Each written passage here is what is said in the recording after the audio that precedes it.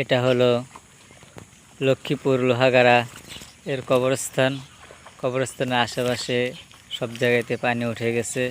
আল্লাহ তাআলার কাছে কাজ দিলে দোয়া করি, আল্লাহ তাআলা যেন এই মুহূর্তে কোনো ভাই বা বোনকে যেন দুনিয়ার বাড়ি ছেড়ে অন্ধকার কবরের দিকে যেন না নেয়, কারণ বর্তমানে কবর খুঁড়তে গেলে পানি উঠে যাবে।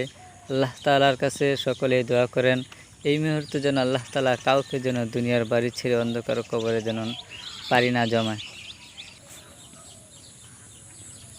এটা হলো লোহাগাড়ার ঈদগাহ মাঠের ভিতরে সম্পূর্ণভাবে পানি উঠে গেছে।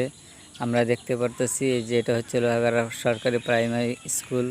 তো আশেপাশে সব জায়গায় পানি উঠে গেছে। এটা হচ্ছে লোহাগাড়ার কবরস্থান মসজিদের ভিতরে যদি ভালোভাবে যদি 2 দিন যদি বৃষ্টি আসে তাহলে আর মসজিদের মধ্যে নামাজ পড়া সম্ভব হবে না।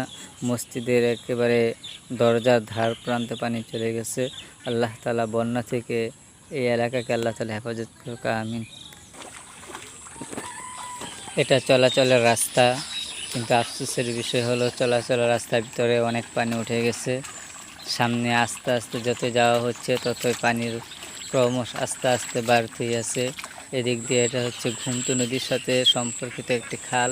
তো এই খালের পানি আর একেবারে মসজিদের বাগানের একদম পানির সাথে খালের পানি আর মসজিদের বাগান যে আছে মসজিদের বাগানের উপরেও পানি চলে আসছে, একেবারে ভরপুর হয়ে গেছে। পুরা এলাকায় পানি আর পানি হয়ে গেছে। এটা সরকারি প্রাইমারি স্কুলের সামনে একটা প্রজেক্ট। এখানে সারা বছরই পানি থাকে। তো এই প্রজেক্টটা ভরে এখন তার স্রোত এখন মাঠের ভিতরে চলতেছে।